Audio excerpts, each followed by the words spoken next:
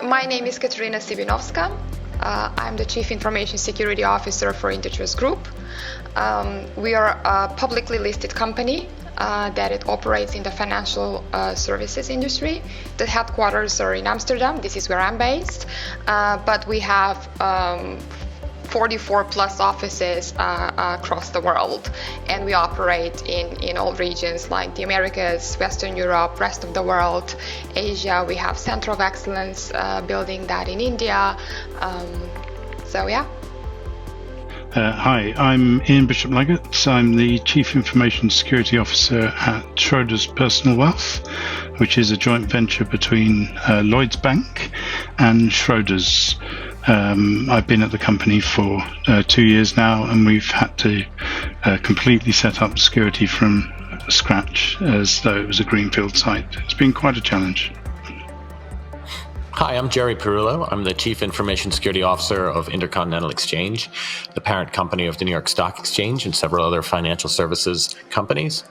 I've been working here at ICE for about 20 years now, and we've put a huge emphasis on the human element of cybersecurity, which led us to begin working with Tessian about 3 years ago now. Hi, I'm Punnett. I'm the head of IT at GoCardless. I've been here just over a year. Prior to GoCardless, I was at WeWork and Uber. At GoCardless, we're solving the problems in the payment space, both recurring and one-time payments. We're across 5 cities around the world and process about 20 billion in payments every year. Hi everyone, I'm Robin Savage, Customer Success Lead here at Tessian, and that means that I spend my time working really closely with the customers who use Tessian's technology, making sure that their organizations are kept safe from breaches. Hi, I'm Sami, Khemkar, co-founder of OpenPath Security and a security researcher. Hi, I'm Bobby Ford, Chief Security Officer for Hewlett-Packard Enterprise. Hello there. My name is James McQuiggan, and I am a security awareness advocate at KnowBe4.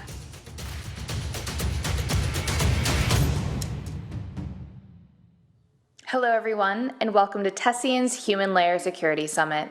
I'm Kelly Hogan, Head of Marketing Communications at Tessian, and I'm thrilled to be your host today. On behalf of everyone at Tessian, I want to thank you all for tuning in from across the globe. We started this event with one goal in mind: to bring CISOs, CIOs, and risk and compliance leaders together to grow and propel the human layer security movement. We've heard time and again from industry leaders and reports that human error is the most common cause of data breaches. And that means human-centric security must be the future of enterprise security strategies, which is a shift away from solely focusing on endpoints and networks. So whatever human-centric risks keep you up at night, whether it's account takeover, ransomware, accidental data leakage, or insider threats, we're tackling it all today. And we're going to give you the tools you need to shore up your defenses and help you become a security trailblazer. Today, we have gathered some of the best and brightest minds in the industry to give practical advice on how they've applied human-centric security strategies to tackle these urgent challenges. Our speakers include leaders and experts from Hewlett-Packard Enterprise, Intercontinental Exchange of the New York Stock Exchange, Schroders Personal Wealth, KnowBe4, Intertrust Group, Tessian, and more. So sit back, relax, and enjoy the sessions that we have lined up for you. For those of you joining via LinkedIn Live, there's a link to the chat in the description below.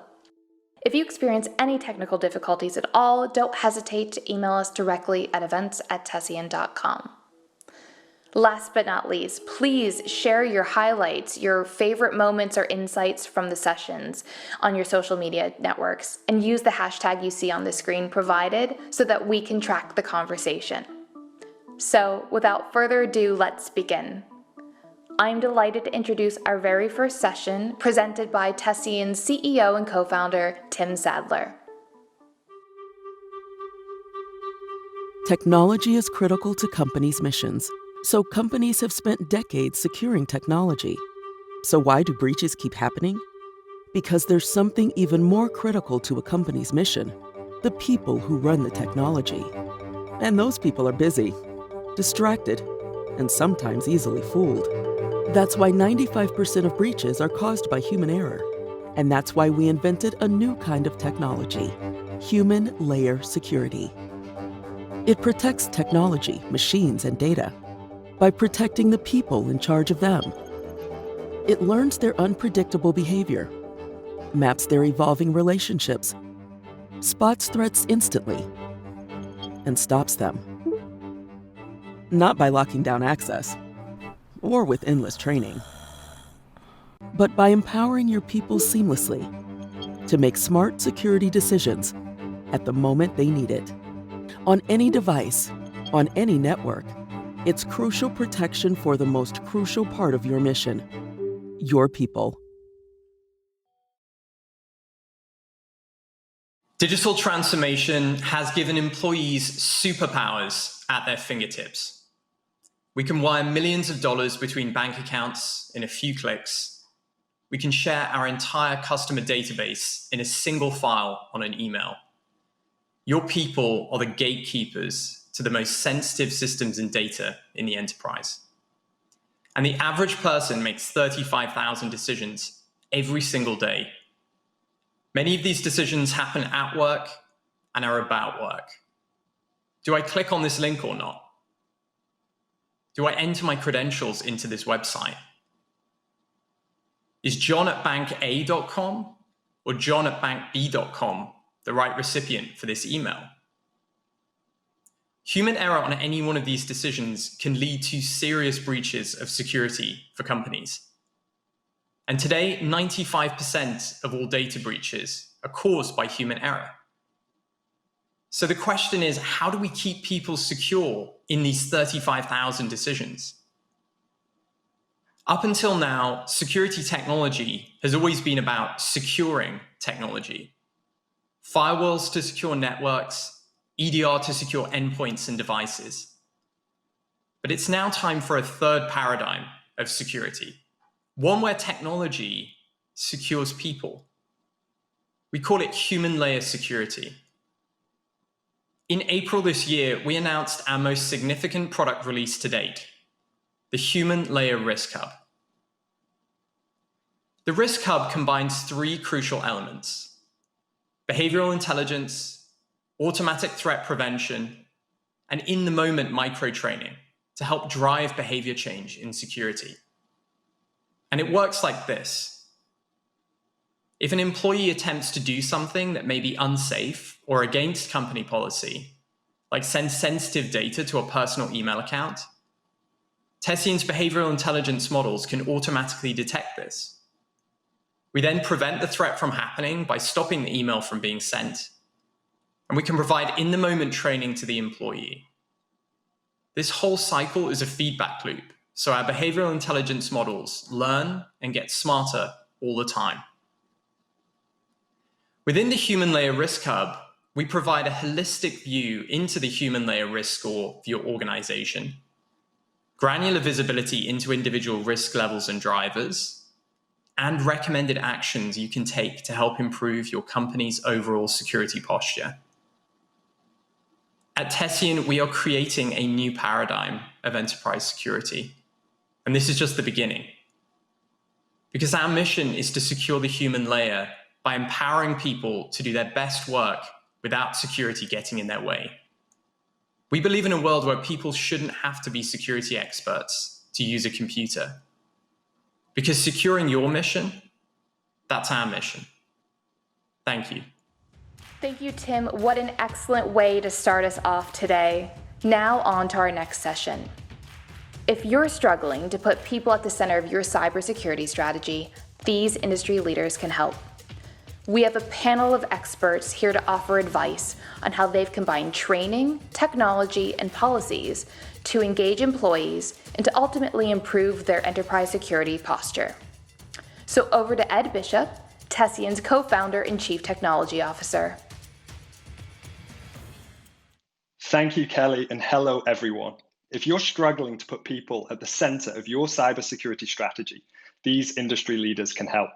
We're here today to talk to them about how to combine training, tech, and policies to actually engage with employees and improve enterprise security posture. Today, I'm delighted to be joined by Bobby Ford, SVP and Chief Security Officer at HP Enterprise, and James McQuiggan, Security Awareness Advocate at KnowBe4. So to kick off, Bobby, do you want to briefly introduce yourself and then followed by James? Sure. Thanks, Ed, and thanks for having me here. Hi, I'm Bobby Ford, Chief Security Officer for Hewlett-Packard Enterprise. Hello there. My name is James McQuiggan, and I'm a security awareness advocate over at KnowBe4.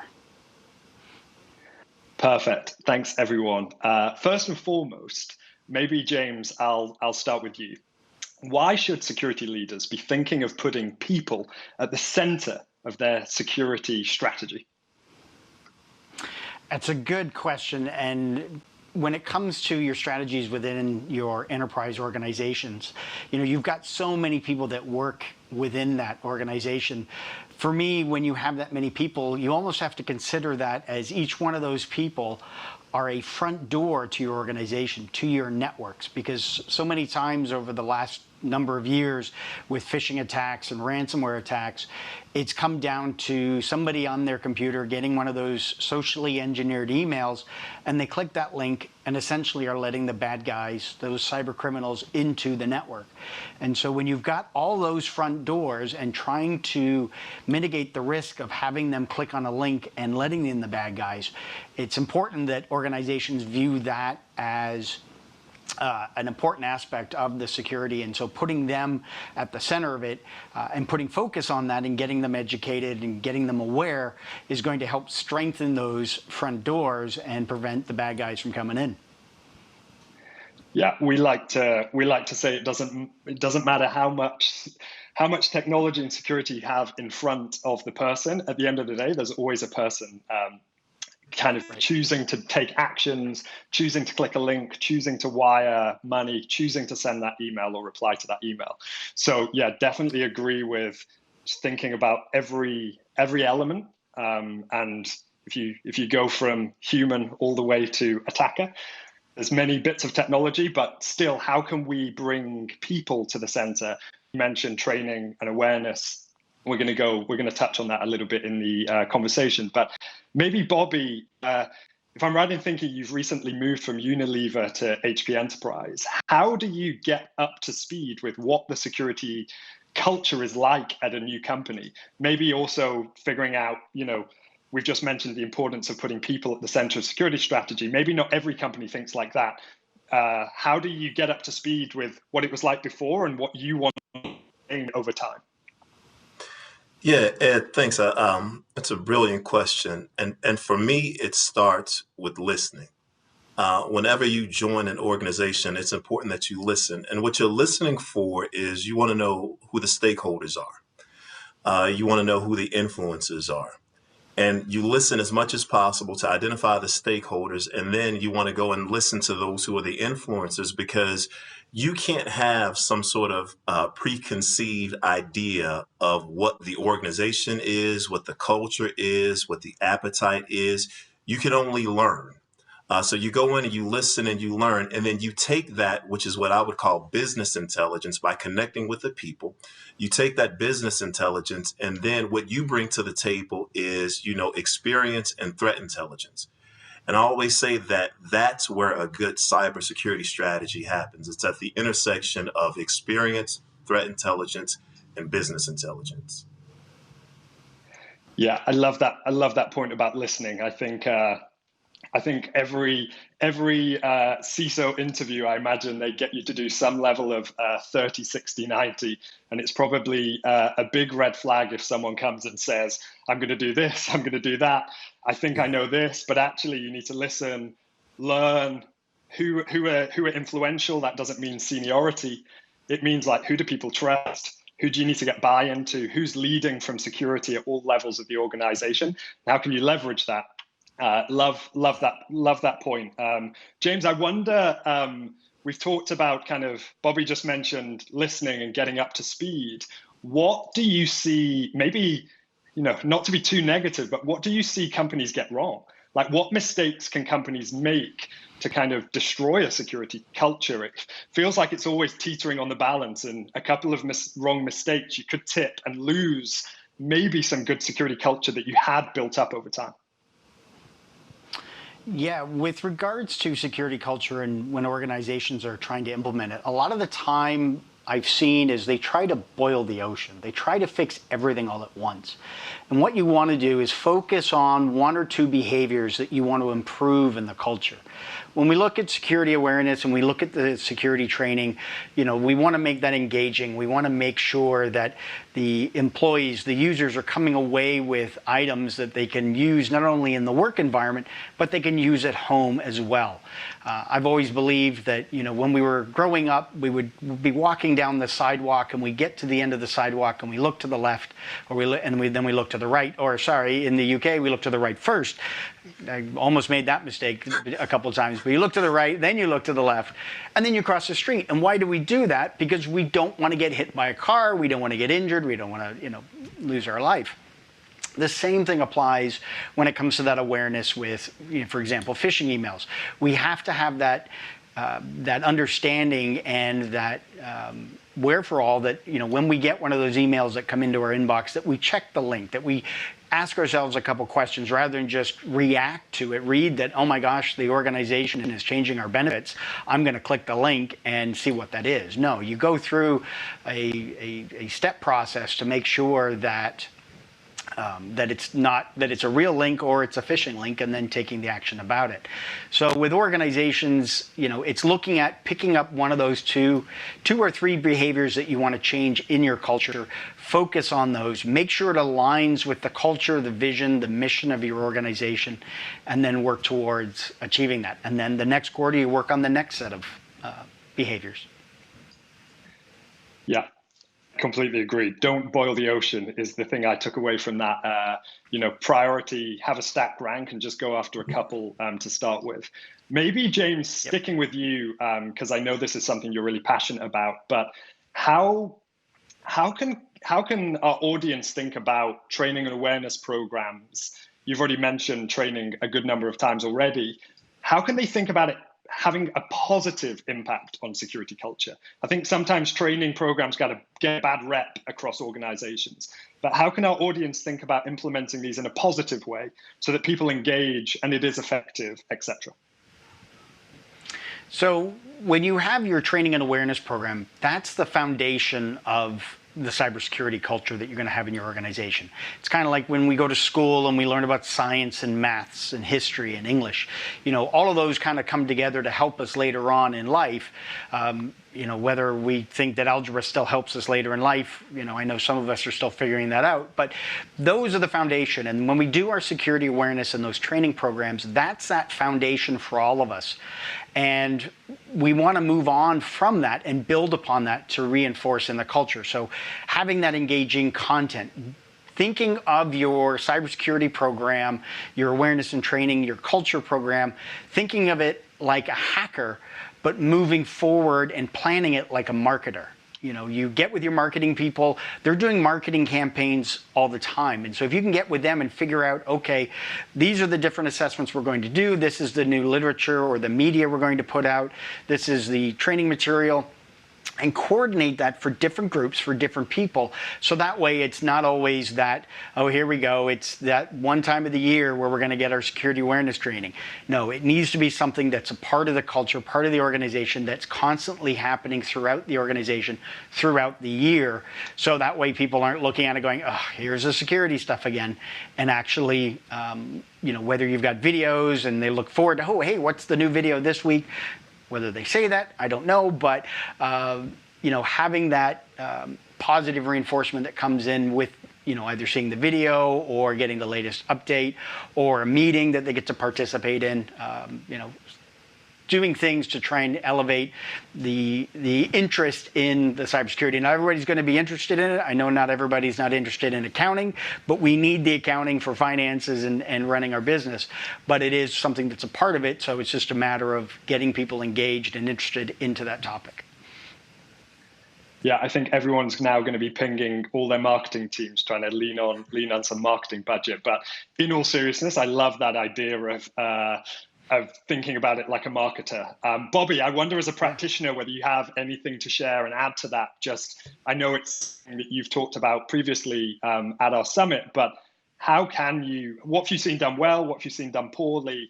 How can people navigate that kind of reinforcement of positive training and awareness, not treating it like a one-off yearly boring exercise? Yeah, I think you and James touched upon it. The challenge is that oftentimes you have to deploy your awareness program within an overall compliance program for the organization. And it's important to be mindful that it's not just security awareness that the organization has to deliver. So when you look at the larger picture, there are various types of awareness programs that are being deployed, various types of education programs, various types of compliance programs. So the trick, right, the way you crack the nut is figure out how can I put a little piece of cyber within all of these various awareness programs that go out, so that, like you said, it's not just a one-off. Then it's how can I create a platform? How can I create some site? How can I create material that I'm not just pushing out, but that the organization is hungry to come and pull from? How can I create a wiki page, or how can I create a SharePoint site? How can I create whatever the platform is that your organization uses to collaborate? How can I create a site that's so enticing and so appealing that even when it's not once a year, that everyone recognizes that it's the go-to site for all things cyber, that it's the go-to site for all things awareness? Because experience has taught me that when you create a platform or when you create a site that's filled with information, that it's not just about that one-off and that once a year, but that individuals will go there on a repeated and a regular basis in order to consume information. Yeah, I love that idea of, it's kind of like a high leverage investment, right? Like you invest in one area, make it super high quality, make it really engaging, and that can be just used over and over again. New joiners, people who've been here a long time. Maybe Bobby, I mean, just staying on that tact. So your team put in this investment of, let's say, the site, this one-stop shop. Whose responsibility is it within the organization to make sure that people visit it? Like, is that just the job of security, or does it need to be business-wide? All leaders need to be encouraging people with engagement and checking and challenging. Should we be talking about security and one-to-ones with our employees? Should it be part of a your performance review? How well have you engaged with? Like, how far do we take this? I think that's a really good question, and I would love to give like a straightforward answer, right, Ed? But I'll use the classic. It depends.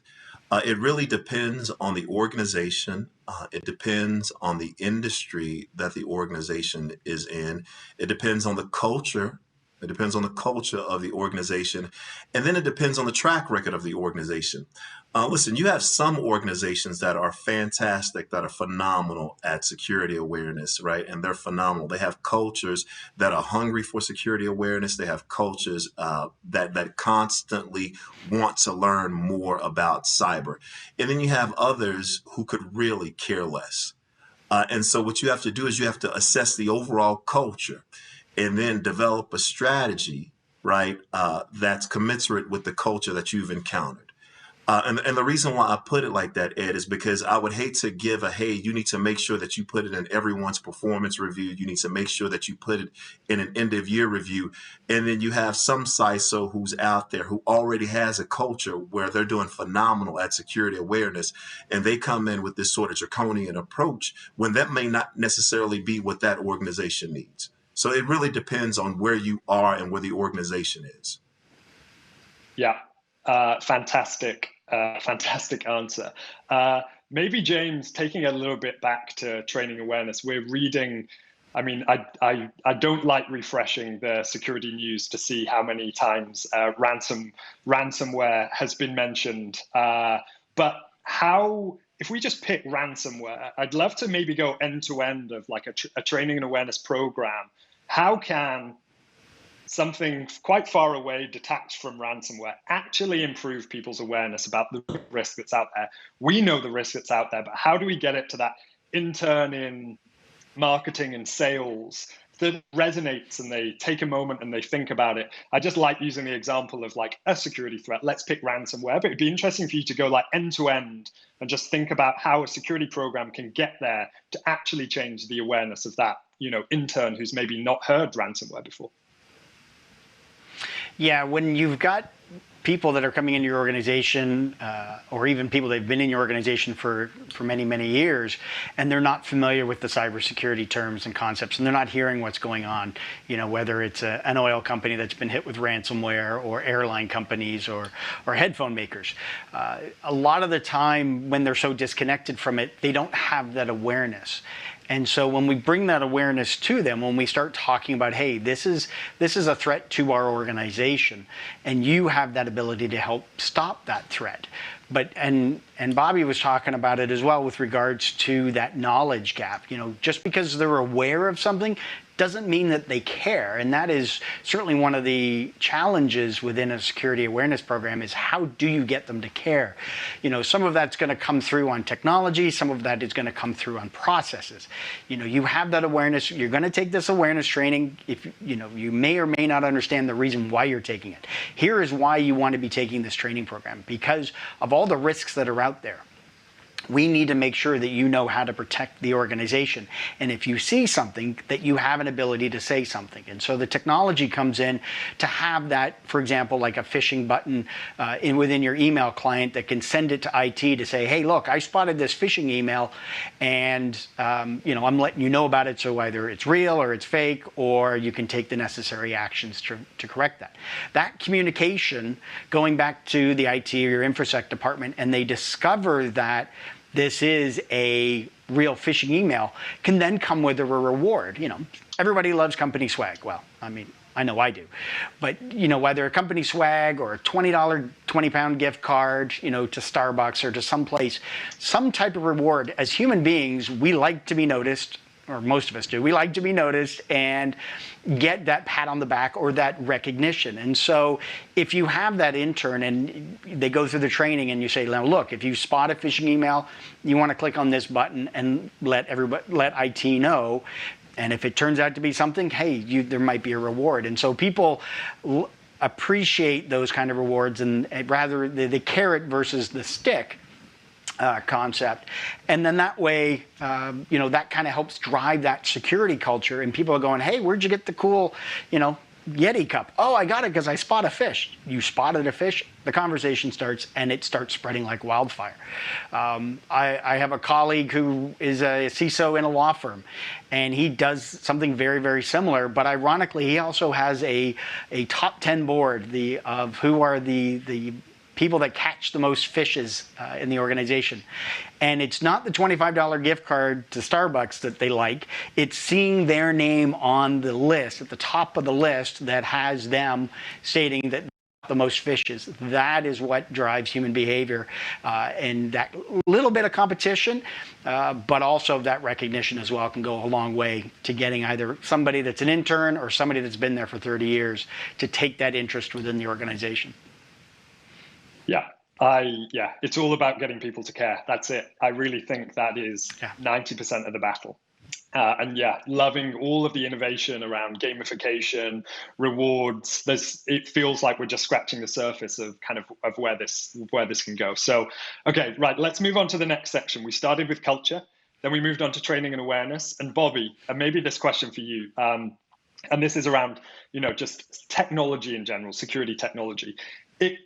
Let's be honest, security technology often has quite a bad reputation for disrupting end users, breaking down, sometimes even breaking down the trust between the security and the rest of the business. Why is it so important to think about implementing security policies and technology that gets out of the way and lets people do their job versus the opposite, which is just, you can't do your job because you're just seeing alerts, you're scared, you don't want to click anything. How can technology empower people to do their best work, but also help protect people? I don't know if you've got any thoughts on that piece. Yeah, I do have some thoughts on it. And what I'll do, Ed, is I'll share a story that I've shared before, that at least for me, when I think about security and I think about solutions, it's the illustration that I use. So when my daughter was first learning how to walk, it was scary for me as a parent. And the reason why it was scary for me as a parent is because she would stumble and she would fall and she would hurt herself. But I recognized that that's part of the process of learning how to walk. And she had to go through that in order to learn how to walk. So then my responsibility as her father became to make sure that any of the obstacles that were in her way were taken out of the way. If there was anything dangerous in the way, I would remove it so that I could create an environment that was conducive for her learning how to walk.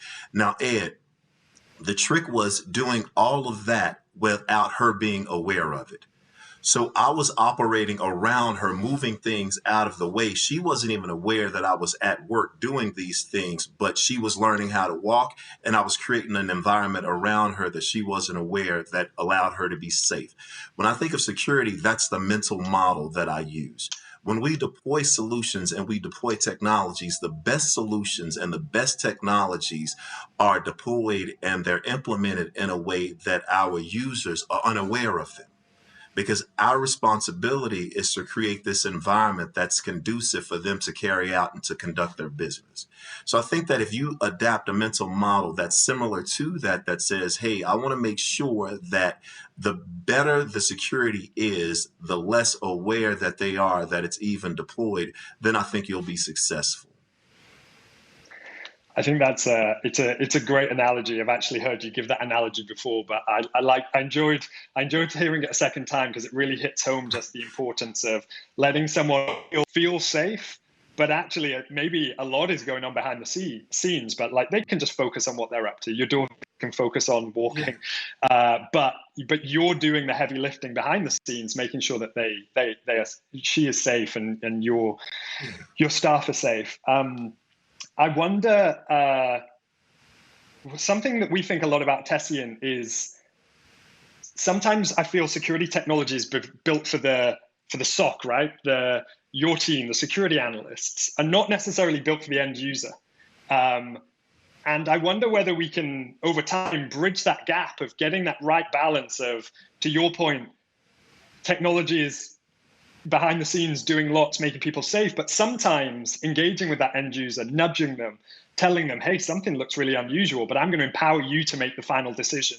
Bobby, I don't know if you've had success in getting that right balance of not doing too much behind the scenes, because sometimes the end users, maybe even the only person who can, with that delay, I do know what this email is. I'm the only person who maybe knows what this email is, and I trust it. Like, how do you get that right balance of empowering people to make security decisions themselves and not doing everything behind the scenes? Yes, so still trying to get there. I'll be honest, but I have this vision, and in this vision, what I'd love to do is I would love to create a feedback loop. And ideally, if someone clicks on a malicious email, or they click on a suspicious fish, or they report an incident, letting them know what the potential impact could have been had they not reported it. I think that would be so amazing to go back to that individual and say, hey, listen, thank you for reporting this link. Had you clicked on this link, this could have potentially happened, right? You could have cost the company, X amount. And then it empowers them. And going back to the point that James made earlier, then when they start having conversations and they start talking about what could have happened had they only clicked on this link, I think that's amazing. And I think that would have an impact. I think that would have an impression. I love that, and we are actually coming up to time, so we're going to have to stop there. But I think that's a great vision to end on. It's almost, Bobby, as though you know the product roadmap of Tessian, but I promise I didn't seed Bobby with that before he said that. But watch this space, because we're super interested in building out these like automated workflows, letting people know what would have happened if they had done this or if they hadn't taken this really good action. And again, back to James's point, rewards, making people feel like they're part of the solution, celebrating. I think that can all come through automated workflows. So great vision to end on. But I'm afraid that is all time. That's all we've got time for. Huge thank you to Bobby and James for sharing their insights with us today. And thank you to you, our audience, for joining us. I'm handing back over to Kelly, who can take us on to our next session. Thank you. SolarWinds rocked the security industry last year and continues to do so well into 2021. But before we blame Russia and nation states, should we look at our own internal training and awareness programs first? Up next, ethical hacker Sami Khemkar shares his take on what CISOs can learn from these hacks, and most importantly, how you can secure your own employees to prevent the worst from happening in your organization. Hi, everyone, and thanks so much to Sami for joining us today. Great to have you back for your second summit. Sami is a privacy and security researcher, computer hacker, and entrepreneur who famously released the fastest spreading worm of all time on MySpace, temporarily bringing it down. Today, we're going to talk about two breaches from last year that have dominated the headlines: SolarWinds and Twitter. While you might associate these attacks with malware, account takeover, social engineering, state-sponsored initiatives, there are strong arguments to be made that human error played a big part in these attacks. But instead of focusing on just what went wrong, we're going to try and highlight what you can do to avoid similar incidents. So Sami, to start, it would be great if you could give us a really quick recap on what happened with SolarWinds and the Twitter hacks, and maybe touch on where and how these attacks originated. Sure. I mean, with SolarWinds, we had essentially SolarWinds is a company that produces remote tools for managing many machines and businesses and organizations. And one of their tools, their Orion tool, was essentially malware was added. The problem isn't that malware was added, but how did they actually get into the systems in order to be able to add that? And well, as many attacks, with almost all attacks, there's really multiple issues. And typically the fundamental issue, at least the typical weakest link that I see across all major attacks in businesses, unfortunately, is the human element. This is sort of the weakest link, and it's no one's fault. It's kind of, we are humans and we are trained to sort of do things very quickly with not all the information. And that's kind of the consistent thing I see in most attacks. There were some other things that we saw, for example, a really weak password that was used for one of the services in order to actually get in. So that's one of the areas that we saw with SolarWinds. So with Twitter, this was essentially a targeted social engineering attack. So specific administrators who had the privilege that would be useful to the Twitter attackers were targeted, and it was, I believe they were taken to essentially a fake administrative page where they were then entering information. So it was another targeted attack to humans. Yeah, and I love the fact that you bring up that human element so quickly. It seems like we have moved from attackers hacking machines very much to attackers hacking people. What is it about people that you think attackers are, like, what is it that draws attackers to people? Is it the vulnerabilities? Are people too busy? Are they generally trusting? Like, what is about the human psyche that makes them vulnerable to attackers? I think there's an interesting book I read many years ago by Robert Cialdini called Influence. And it talks about how humans can be influenced to do things. And it gives really good examples of social proof, for example. I'll just give this one example where many people were standing outside of a bank. So people believed that the bank was getting shut down. And people started going into the bank and then closing their accounts. And throughout the day, the bank had to shut down. And really, the bus was late. So there were people collecting outside of here because the bus didn't make it on time, but people just made an assumption. So we see other people doing something, so we do that same thing, right? It's a simple mechanism for us to just have a good idea. Like, we see two restaurants next to each other. One is really packed, one is 0 people. You're not going to go to the one with 0 people. You just don't trust it. You didn't actually evaluate anything yourself. You're using information that you gleaned from other things without any personal evaluation. And that's okay. We don't have time to evaluate every little thing. So we use these cues to help us move through our days relatively quickly. And I think it's those cues, if you can understand what those elements are, that's a way that you can exploit people, unfortunately. Yeah, and it's interesting that I've also read that book. I think it's a great book. And I think it's interesting that you talk about, the trusting nature, but equally in the introduction, you raised something which, it's 2021 and you mentioned password hygiene. Kind of, yes, people are trusting in nature, but shouldn't technology be doing more? Why are we still talking about password hygiene? Why is it so difficult for enterprises to just mean, we often say no one thinks about spam anymore. Spam is a solved problem. Why is things like password hygiene? I swear I was told about password hygiene when I was 10 years old. Like, why are enterprises still struggling with the basics? Well, I have to say, just from personal experience, I know I'm supposed to use strong passwords, and I still use some weak passwords somewhere. If it's something important, I've been attacked enough that I know I need to use really good passwords or a password manager. I'm a little more paranoid, so I use an encrypted disk to store my passwords. But I think we're human. We don't want to have to, it's like studying for a test. No one wants to study for a test. And it's like remembering a hard password. To me, it's kind of like studying for a test, right? I have to either remember this thing or I have to put it somewhere that's really inconvenient. And I don't like inconvenience and I don't like studying. So I think if you take those two elements, even though I know it's good for me, just like I know it's good for me to eat my vegetables every day, I'm not always going to do it. So hopefully we can find mechanisms that add that convenience, like a password manager, or help me eat my vegetables, like mixing it into my Fruit Loops, or other ways to prevent these types of attacks that don't actually impact me as a human and the conveniences that I like. Yeah, and I guess we've mentioned two organizations, and there's obviously many attacks and that go on throughout the year. So not focusing too much on SolarWinds and Twitter, but I imagine both of these organizations took training and awareness pretty seriously, and running security programs, training programs, and then we're also talking about password hygiene. what role does training have, and is it fit for purpose today, and does it reflect the real risk that's out there? And maybe how can our audience think about running these training programs to actually address the risk that's out there versus maybe, I don't know, fake training that people are bored with, it's not engaging, and it's not reflecting their day-to-day business. I wonder if you have any comments on that.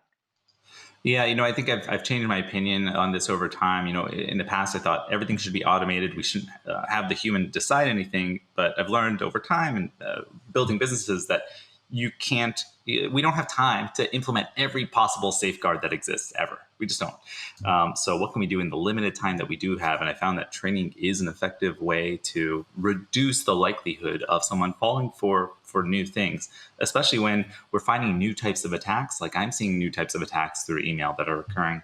And I'm saying, okay, well, it's going to take me way too long to actually implement a system to prevent that, or I need to find a service that can do that.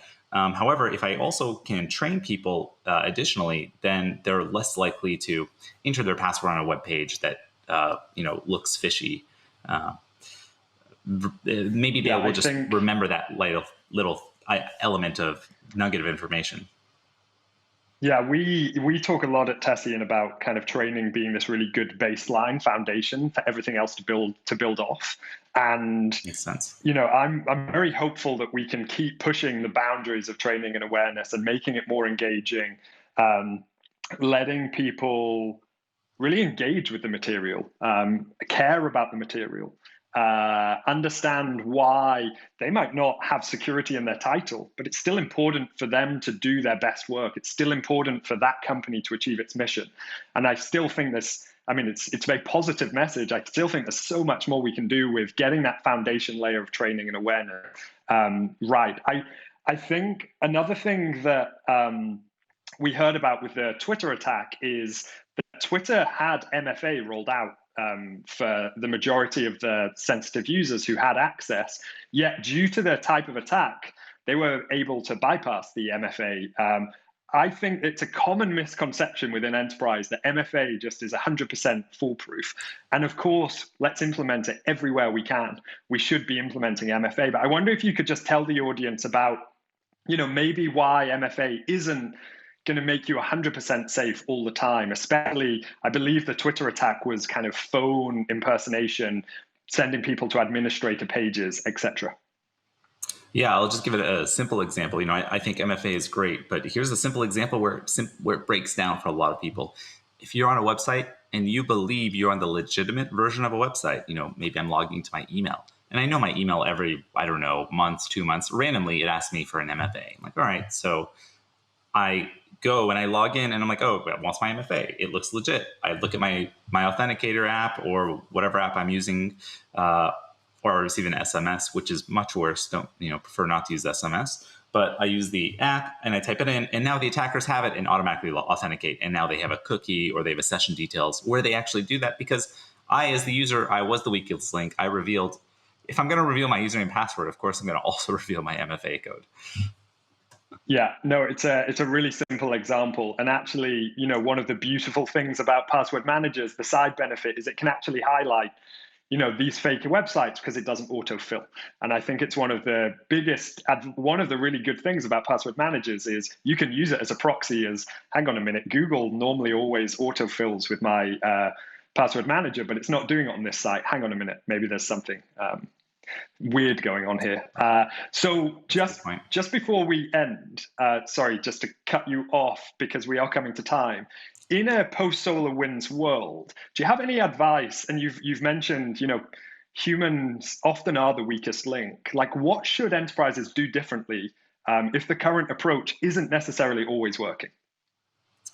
Yeah, nothing is perfect. I think and being in a business myself and seeing new attacks every single day, I think it's implementing different types of systems. We need automated systems that can prevent new attacks that are occurring. We need services who are actually staying on top of this stuff, who can implement these. I believe now we need to train users. And I think it's helpful just to communicate to users, hey, you may not have, let's say, the keys to the kingdom. You may not have API keys or database access. But if you look at these other massive attacks, things like Sony, for example, or Target, these are not administrative users. These are maybe lower level company users who just had access to the network, right? They had some low level access that gave attackers enough. So this does actually impact everyone. So I think we don't have time to evaluate every little thing, just like why someone didn't go into a restaurant. So the more systems that we can use that can reduce that overhead, I think is really helpful to us, at least personally. Great. Yeah, thanks for sharing that, Sami. So very much a multifaceted approach, but also putting people at the center of that kind of security program. I love that. Okay, perfect. Well, Sami, that was brief, but very valuable. Thanks so much for joining us and telling us how we can level up our own enterprise security strategy. To everyone who joined us, thanks for tuning in. Make sure you share your favorite insights on Twitter and LinkedIn with hashtag Human Layer Security Summit.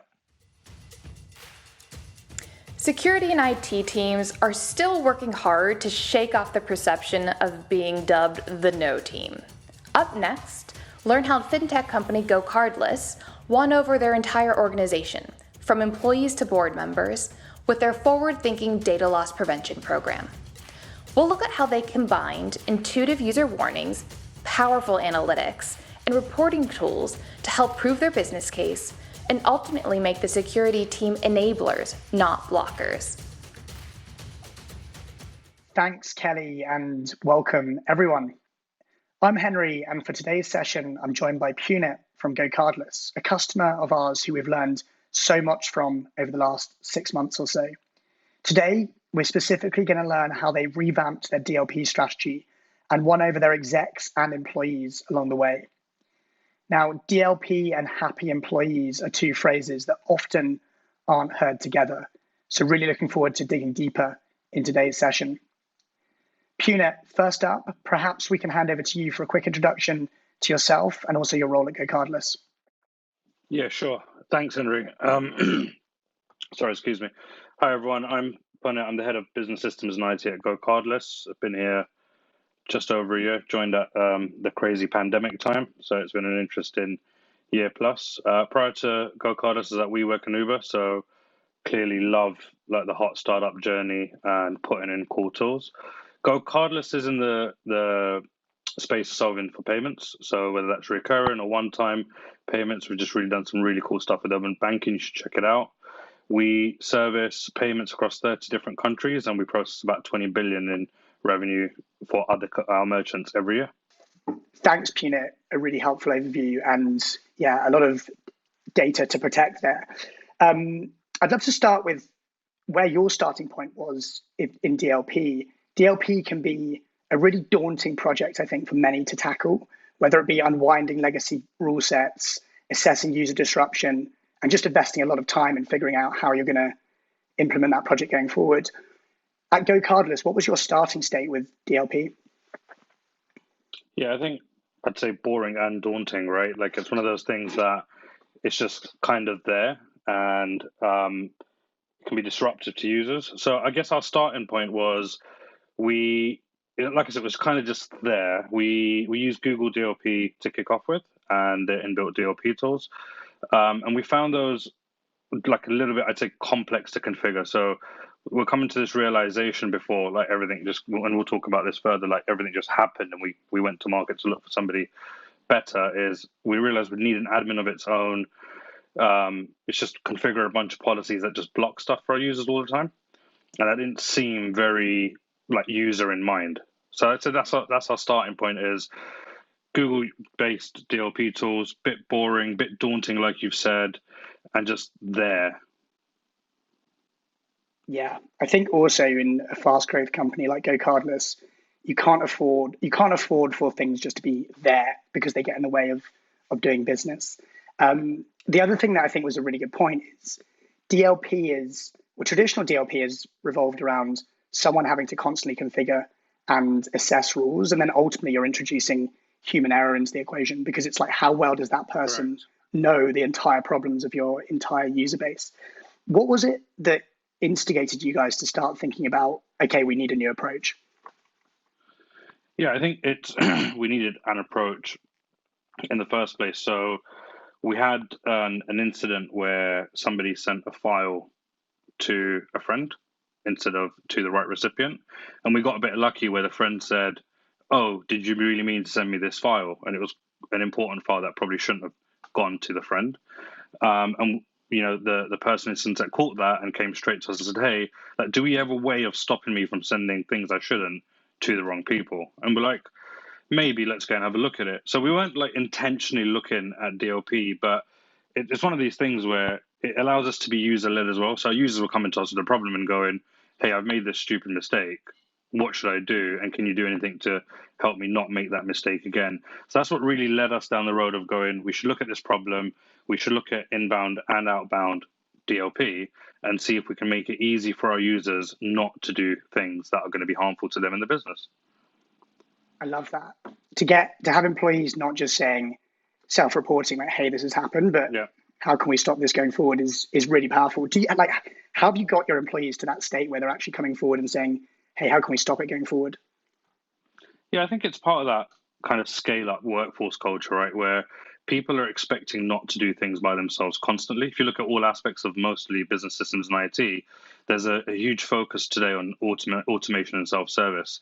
So people are used to working in organizations where you're not having to report things, you're not being blocked by things, you're really being enabled to just get on with your work. And the expectation is that IT teams and business teams and security teams are becoming more and more self-service and putting the control in the hands of the users.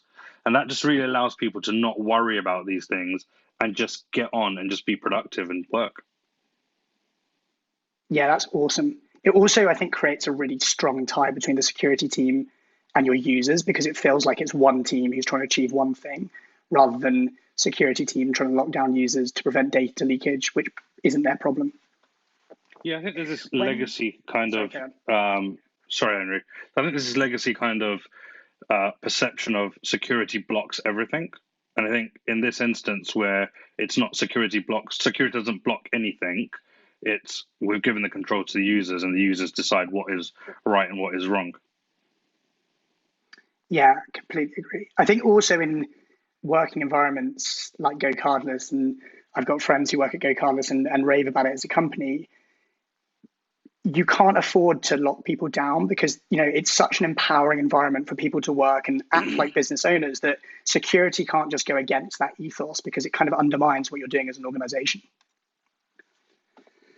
Yeah, I'd say like even when we're attracting talent, one of the things we look at is letting people know that it is a company and a culture where you're empowered and enabled to get on with work and do what you think is right. Yeah, that's awesome. That's awesome. I'd love to see that being reflected in the security strategy as well. Perhaps going on to kind of Tessian and what you were looking for when you set out on that journey of finding a security partner, and maybe a little bit about some of the work that you've been doing with Tessian around plugging these gaps and data loss prevention. Yeah, so when we went looking for the right partner, I think the things that were front of mind were whatever we chose had to be easy to use, had to be easy to implement, had to be easy to administer. So I was managing a small team last year, so it couldn't be anything that required tons and tons of work for my team to implement. It couldn't be something that required tons and tons of documentation to be written. It couldn't be something that required huge amounts of user training. It had to be quick, easy to use, quick to deploy, easy to deploy. A lot of support from the vendor would be required to get it out if we needed that support. Had to be self-serviceable, had to be really, really intuitive. So that's our approach to how we were looking for the right partner. And sorry, I'm going to ask you to repeat the second part of your question, Harry. I missed a bit of that. No, I was going to say, maybe like an extension of that, like that's what you were looking for. How's the experience been in terms of the work that you've started doing with the Tessian platform and how that's changed your perception of what DLP looks like? Yeah, I think it actually hit the nail on the head, right? Like with Tessian, it's like I said, like it's just going to sound a bit repetitive now. Self-service, intuitive, where people are looking at data loss prevention. I've got a really good quote actually from one of our sales team that they shouted out saying, "Hey, I just wanted to give you kudos for implementing Tessian security. Saved me from an awkward conversation." So our users are looking at where they should have maybe BCC'd somebody or not BCC'd somebody or chose the right salutation or chosen the right name. And they're coming back to us and saying, "Hey, that product you've put in is really awesome." And they are now thinking about data loss prevention versus just it being driven through security and IT. I love that quote. I love that quote. I think it all comes down to the fact that like data loss prevention is not a technology problem, it's a human problem. And when you implement the right solutions, it has a real material impact on employees. And whether that be like an employee feeling less bad when they do something because Tessian is going to warn them. I think for so long, DLP has like fallen into this tricky spot of hundreds of man hours to deploy. Once it's deployed, you fall, it's like a sunk cost fallacy that you don't want to make a change until you need to make a change, which is a dangerous position to be in because it requires a breach to happen before you need to make that change. So yeah, having users at the front of it is just such a great way to overcome that and make, as I said, a human problem, not a technology problem. I'd love to go a bit deeper on the user part because I think it's a really key part of your philosophy. And we talk about like how you won users over. How was the feedback initially when you implemented with users? How did you garner that feedback and how did it change their perception of what security controls can be like? Yeah, I think I'd say overwhelmingly there was a positive response to our deployment of Tessian at the business. People, especially the exec team, were coming to us quite quickly and saying, "Hey, this is really cool. We're going to stop data leakage. We were able to catch a couple of incidents that we maybe wouldn't have otherwise." So overwhelmingly, there was this really, really positive response to, "Hey, this tool's really awesome. I didn't know we could do this kind of stuff." Where, for example, I went to send this email, Tessian sends me an email back saying, "Did you really mean to send that email?" Right. Well, like I said, with the Google DLP tools, things were just being blocked in this black hole and nobody knew their emails were being blocked, whether that was inbound or outbound. So there was more visibility for the users on what was actually going on. And I think it kind of gave the users more of an education on this is what we perceive as risk and this is what we don't perceive as risk, right? So that was really cool. I think I'd say on the feedback that where we could have done a bit better is obviously salespeople are constantly going out and sending a ton of emails, and they are probably more prone to making bad, I wouldn't say bad choices, but wrong salutations, wrong names in emails, wrong BCCs, or being recognized as spam. So on the former, it was quite positive feedback. And that's a quote I just read you was from a salesperson, right? They were really, really grateful that we'd got them out of some awkward conversations of sending, I don't know, Henry's email to Karina or Karina's email to Henry by mistake, right? But they were also coming back to us with, hey, a lot of the emails I actually do want to send are being blocked. What do I do? I think when you talk about ease of use and ease of administration, it was really easy for us to set up a user group within Tessian that said, stop these people from being caught so aggressively and tone the filter down. And, the salespeople would just be able to then get on with their job. So, yeah, that I think that summarizes quite well the feedback we got within the business. Yeah, that's awesome. I love the way as well that the security team then can be seen as, not just implementing non-obtrusive solutions, but removing blockers really quickly. And as you said, it goes on to like this enablement part as well. One of the big things that we see coming back in customer feedback is that the way that Tessian, and I would say like broadly like a machine intelligent approach to security, where it relies on behavioral intelligence models, understanding behavior, surfacing the right information at the right time. The way that it does that can create really what we call positive security moments and like reinforce a security culture. How do you guys think about fostering that security culture and reinforcing a security culture across the organization? And then what role does, I guess, like Tessian play in that broader strategy? I'd say I think if you start with removing the negative perception, right, and the negative connotations associated with security often has a big brother, we're looking at everything kind of perception within businesses. And the role Tessian's played at Go Cardless into changing that perception is, I'm going to say this again, like putting the power in the hands of the users. I think I've said that about 4 times today, right? No, we love it. We are not. We are not being seen as the people that are watching. We are not being seen as the people that are big brothering. We are not being seen as the people that are blocking things, right? I think it's as a user within the business, because I get told what I'm doing, I know somebody else is not watching. And the communication piece and the user story behind that is, hey, you are enabled to do what you want and we trust you to get on with your work and do all the right things. And if you don't do the right thing, then, hey, we're going to tell you you're not doing the right thing. And then if you still choose to do the wrong thing, then that's a different conversation, right? So it totally changes the perception of security from a big brother, a monitoring kind of team to we enable you to get on with your work, but we're also watching from afar, because you get 2 chances to say no, and then if you still say yes, then there are consequences. That is a different conversation, yeah. I think it's very timely as well. I think it's a great approach and very timely with everything that's happened over the last 18 months, year or so, where empowerment has to become more central to how we manage our workforces. With people no longer in the offices, you have to entrust that they're doing the right thing, that they're working in a more empowered way.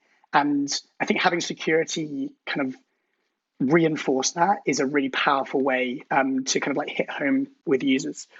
Now, Punet, for a technology leader, I love the way that you speak so much about the user impact and the user stories.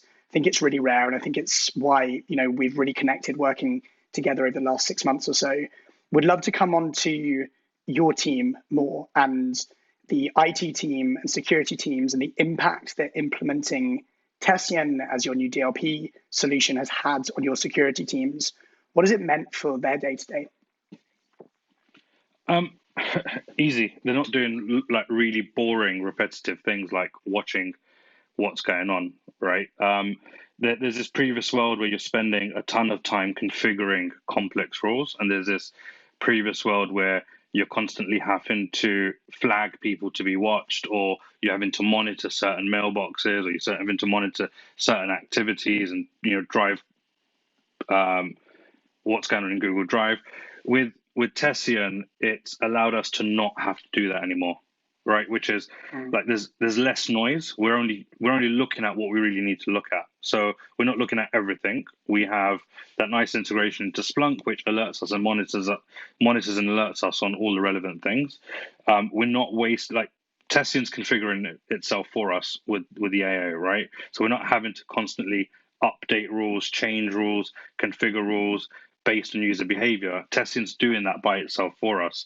So we're spending more time thinking of the art of the possible with Tessian and what could be done. What's next? I talk to you all the time, Henry, about what are you doing for DLP next? What are you doing for DLP next? And it allows us to think outside the box and those things versus do low value repetitive work, which really doesn't provide much value back to the business. Yeah, I love that. It's almost like this concept of the SOC teams, security teams, IT teams can be way more proactive with how they're thinking about removing those pains from the business and, building towards their strategy. And at the end of the day, the people that you employ, and I know this because we've worked closely with them, are highly skilled individuals, and they should be used for highly skilled work rather than trawling through loads of logs, which may not be relevant.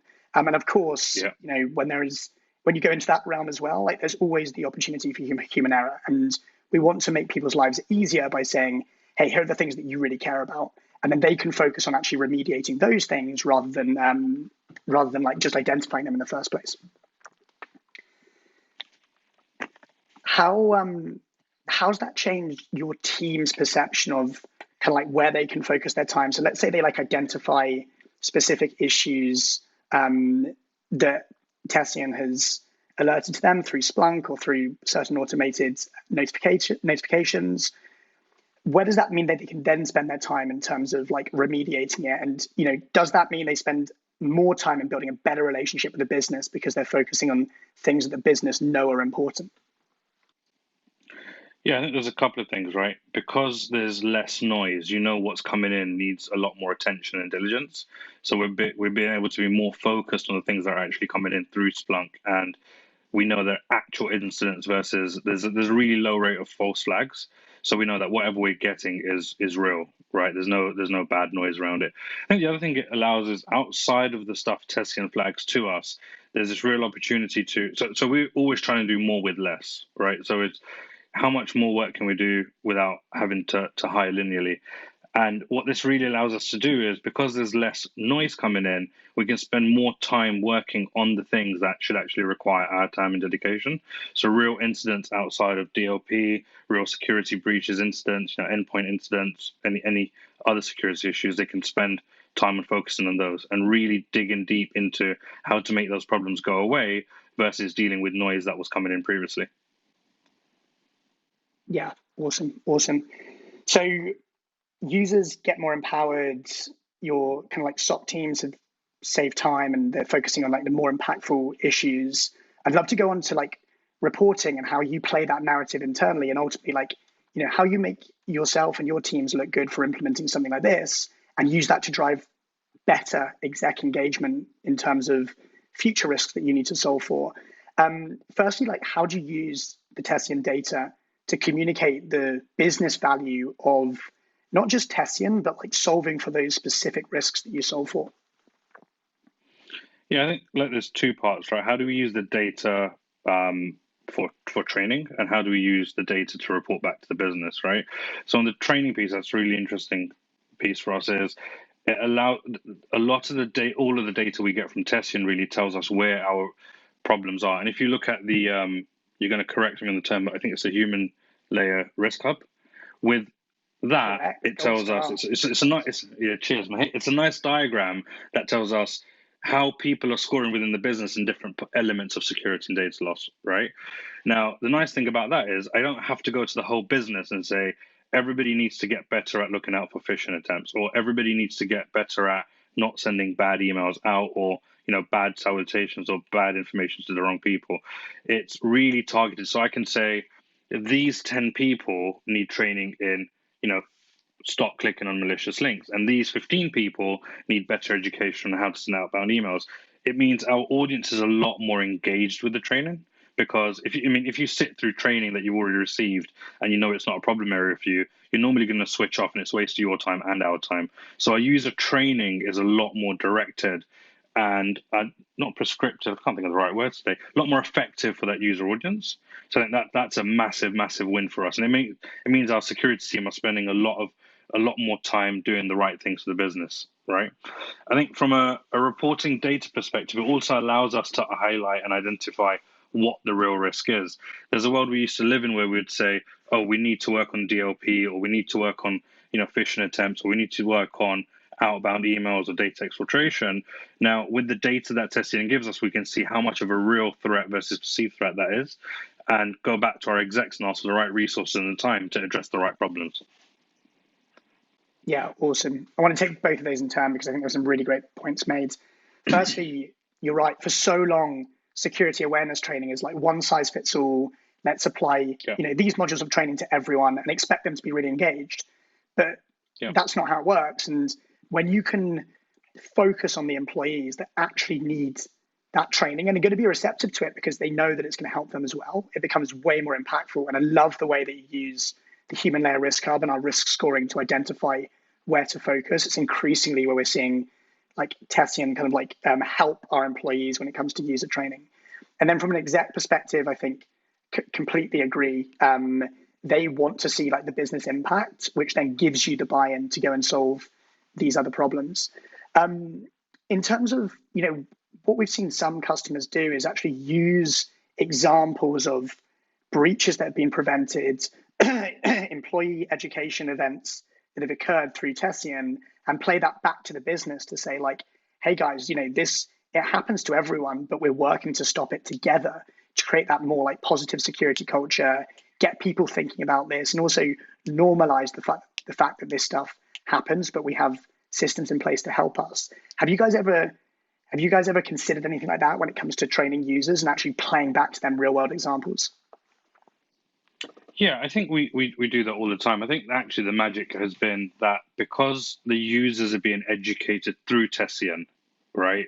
Like this should have happened or this shouldn't have happened for this reason. It means we're training less on, hey, this is the data we've got, this is what we should do, and more on the story we're able to tell is because of Tessian, we've seen a reduction in the number of, you know, bad acts, bad outbound emails, bad inbound emails that actually been actioned that shouldn't have been actioned. So I think actually our story, I feel, is a little bit more powerful in that we're not going back and using the data to say, oh, more and more of this is happening, we should focus here. We're spending a lot of time going less and less of this is happening because of Tessian. This is why Tessian is a really good investment for us. Yeah, awesome. I love it. I think, you know, when we look at old DLP of, you know, policy-based controls versus highly relevant behavioral intelligence suggestions from something like Tessian. I think the big difference is that previously someone will see a warning and they won't know why it applies to them because they don't know the keyword that the policy is looking for, so they tend to ignore it. Whereas when Tessian surfaces something, your users are smart and your users know the importance of data security. And when something that is very relevant is flagged to them and they say like, oh, yeah, you know what, that's a good catch. What a great reminder in the moment. It becomes a really, really powerful training event. And as I said, like a positive security culture reinforcer.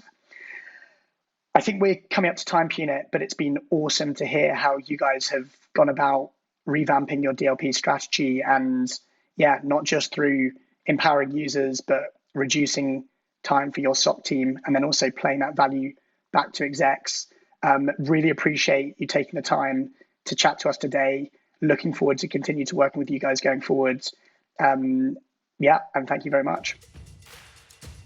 For our next speakers, user behavior is at the very heart of their security decision making.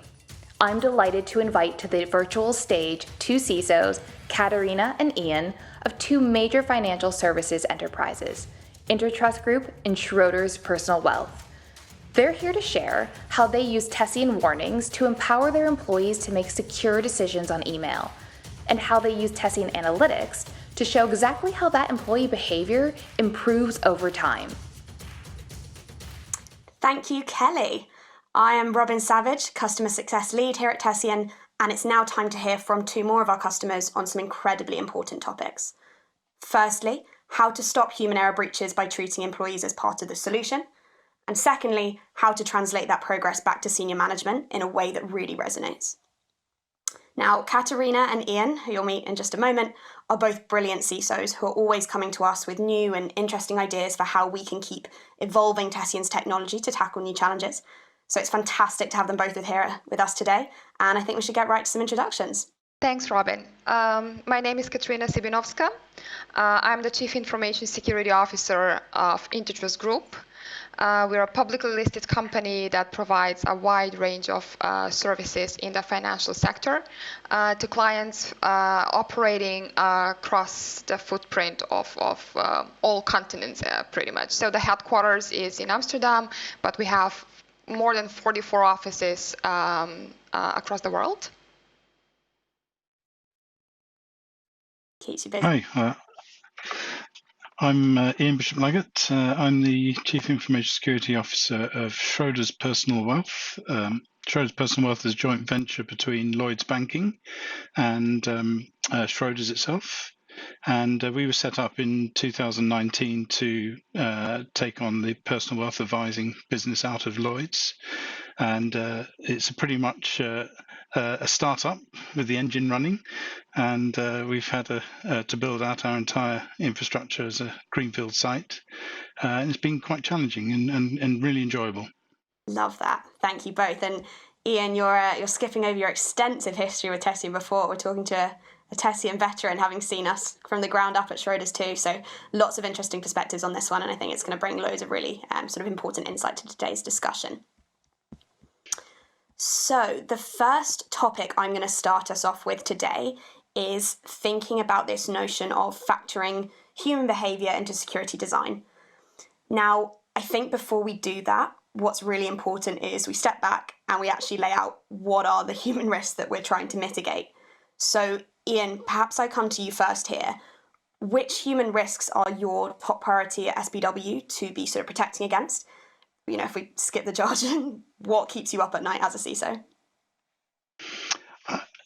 I think it's common amongst most companies is that a phishing attack and subsequently somebody clicking on a phishing email is the biggest thing. We can do an awful lot to help mitigate against that through security awareness training, but we know through testing that there are still a number of people that click on well-crafted phishing attacks, and therefore we have to have the defenses and the recovery and response mechanism in place to be able to cope with that. The second big thing is sending the wrong data to the wrong people. That has to be one of the second biggest worries. And again, putting in software that helps provide guardrails is my mantra in that area. But two probably biggest worries are human related. Brilliant. And then Katerina, if we come to you next, I don't mean to add to the stress, but what's keeping you up at night? Well, I can actually relate to what Ian just mentioned. And if we look at what's happening on the market, it's clear that the number of phishing emails and ransomware attacks and spear phishing are growing, right? And today the focus has shifted from office work to remote work as well. Everybody's working from home these days, so some of the risks that were not present 2 years ago, they're now becoming a top priority. So if I have to, choose one as the top risk that keeps me awake at night, I think that would be data exfiltration or data loss, if you will. And how does that relate to human is because, sometimes one click is all it takes, right? And I'm not saying that this is necessarily a malicious behavior, but it can also be because of lack of awareness or knowledge or just negligence or, the casual behavior, like you read something in the news and then you say, well, this is not something that can happen to me. And yeah, that would be the biggest risk that I see. And even lack of some technology solution these days to protect the remote work. Because as I mentioned, we were all looking at the office as a space, but now some of the focus has shifted. And humans are the weakest link, I think. Yeah. I think it's so interesting what you referenced there and extremely pertinent, right, in that we think of bad actors. They're few and far between. We obviously have to be extremely intentional in the way that we protect for them. But ultimately, they're a rarer beast, right? Whereas the majority of our workforce are well-intentioned, hard-working people who have plenty on their plate. And as a result, sometimes mistakes happen. And that is probably the bulk of instances in which you two are having to design programs to mitigate against. Correct. Now, exactly. What I think would be really interesting, and Katerina, I'm going to pick up on you first here, because we had a very interesting discussion about this a few weeks ago around this notion of putting users at the center of the strategy that you put in place in order to mitigate for these risks. Now, Katerina, I remember something you said to me when I asked you this question before, and you laughed. You went, well, Robin, I am a user. So sometimes the policies that I put in place restrict me, and that's just how I think of it. Maybe you could talk a bit more about how that mindset governs your work as CISO. I think it's such an interesting idea. Well, look, our entire information security strategy has a human-centered concept, and human security by design it puts the user at the center of the attention. And as I mentioned, I know I try to do what's best for the company. At the same time, I know sometimes it slows me down as a user as well. But we have to make sure that we keep the correct balance between security and business continuity. We have an entire pillar of the information security strategy that we call security culture. And it's all about training and education and raising that awareness. I can't say that we can allow to 100% rely on people being aware and know what they're doing. So we also invest in technology just to add that additional layer of protection, so that it's a nice combination of technical and non-technical controls. But that doesn't mean you put some advanced threat protection tools and you block the malicious links. That doesn't mean people can just relax and they click everywhere. They still have to be vigilant, and that's the message that we're trying to spread. Because at the end of the day, I think the price of excellence is the ultimate vigilance. Super interesting. And Ian, I know that translates very naturally to your own perspective on sort of empowering staff as opposed to seeing them as part of the risk. Maybe you could speak about how at SBW you think in a sort of similar line. Yeah, so I'm completely aligned to what Katerina says there. It's about we know people make mistakes. That's the first thing. So having systems in place that help mitigate those mistakes is great. Tessian being one of those systems. What I'm really keen on is the security, the constant security awareness. So we're running video campaigns, which I think is a really good medium for delivering security awareness messages, and we're complementing that with frequent phishing testing. And the phishing testing, I like the carrot approach rather than the stick approach to phishing testing. The idea is to place various types of emails, and we know that all of us here could probably craft a really good email that will fool our boss into doing something. It's not too tricky, but by putting in front of them various emails that we know are currently being used by attackers and crafting them, we're hoping that we increase the number of people that spot them, first of all, and therefore are the first reporters, because somebody reporting an email early on in their in the attack can help us remove it from everybody else and prevent the person that perhaps isn't quite paying attention that day from clicking it. But the other really important thing is that we don't go after people who've clicked on emails. We know people make mistakes, and what we want to do is to give them some immediate training that's fun, that's interesting, that's engaging. It doesn't become a chore to do, and in that way we can see what we have seen through our results. Phishing clicks reducing drastically, and phishing reporting getting to a level which is really good for the company and still improving month by month. And I think by doing those immediate trainings for the people that fail, they immediately know what they did wrong, rather than a week later or 2 weeks later coming back saying, you clicked on a phishing email, now you're in trouble, which is just the wrong culture, in my mind, to spread through a company. Katerina, I can see you smiling, and I know that's because this is a topic that resonates very strongly with your own sort of thinking at Intertrust. I think for me also what I'm hearing from Ian is it's this idea of ongoing training, right? Training is not an isolated activity that you give someone something once and then we have to expect that in every single instance in their working day they remember every single piece of content that you disseminated, both from the phishing standpoint but also actually on the data exfiltration side or the accidental data loss side. Does that resonate with the sort of creative ways in which you're thinking about security training at Intertrust as well? Absolutely. I mean, learning can only be effective if it's ongoing activity, right?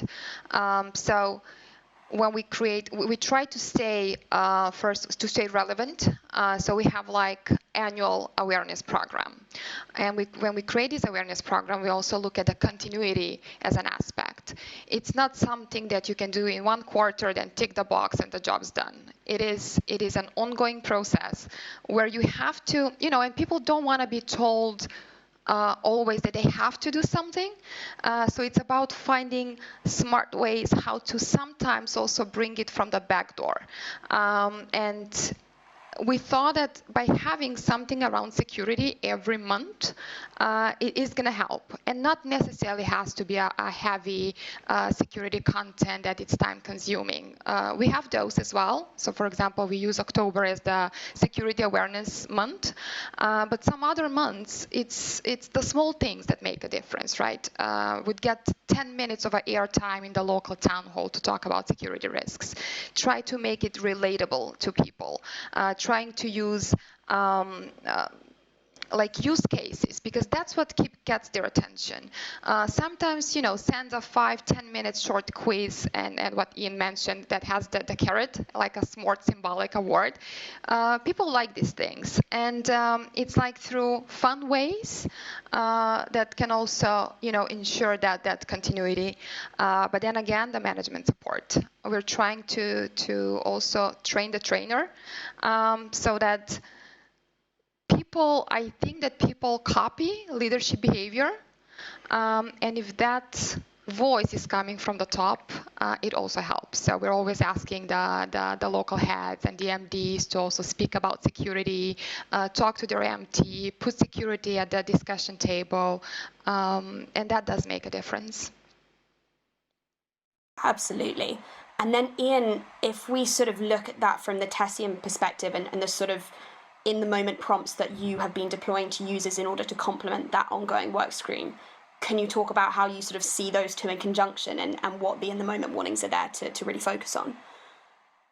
Yeah, I mean, certainly from the defender position and putting up the spear phishing email. So once something's got through our defenses and got all the way to the desktop, our colleagues are the last line of defense. So by putting up a warning in front of them that this email looks suspicious, this looks like a spear phishing attempt, and why, which is the big important thing, because that's where the education comes. It's provided, it's invaluable. From a point of view of the data exfiltration or the mistakes happening, the Guardian warnings, which are the pure AI based warnings that pop up when you've accidentally put the wrong John in your email, is a great double check. And quite honestly, nobody seems to mind getting the occasional warning, and it really is occasional. And I can see from how people have responded that they've seen again the explanation of why it's warned, and that's so important. It's no good just popping up a message saying don't do this, as Katharina just said. The explanation is where the education happens, and being told was you've emailed somebody that's very similar to somebody inside never bothers anybody, and occasionally it does pick up a true misdirected email, which is fantastic to see. Yeah, super interesting, because it's not about stepping up and saying, oh, you've done something wrong, this is an error. It's, as you say, sort of educating people as to why it is that contextually what they were doing in that moment might lead to something dangerous. And Katharina, maybe if we focus on the sort of outbound piece, given the way in which Intertrust focus, when you decided with your different sort of policy changes, whether that was the warning messages or the block messages, how did you sort of measure that step change in behaviour and sort of report that more widely? I think it's a really interesting story. Look, Tessian is a very powerful tool. We use it to look also how users behavior with emails, right? By nature of our business, we deal with a huge volume of sensitive and confidential data. Even management loves it, right? Because we put the Tessian dashboard in one of our reporting, and then they see some numbers that put things into perspective, and then it helps them take sound decisions. So when we put the Tessian warnings, the overall feedback was very positive. Some users loved it immediately. Some users were not entirely clear what Tessian does for them at the beginning. It's a change, so you need to take the time for that change to be embedded in the culture. But once you put it into perspective, we notice the warnings, they first trigger like, oh, what is happening? And I'm doing something wrong. And then you explain what Tessian does for them, and then it gives them that level of comfort. Now, think about this. We have business users that are working on a tight client deadlines and meeting high demands, and it's stressful. They're sending a lot of emails. I think we use emails even too much sometimes. And if we only tell users they always have to triple check every time they press send, that adds additional level of stress that they might make a mistake, and then that confidential information will end up in the wrong hands.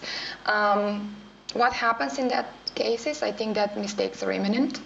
But if you tell them that there is something in the background that can help them and warns them that, look, are you sure you want to send this email because you're sending it to the wrong recipient? You might be sending it. That gives them a little bit of a more relaxed way And I really believe people are more efficient when they're less stressed when doing that job in general. So Tessian, how we see it, it's like it has our back.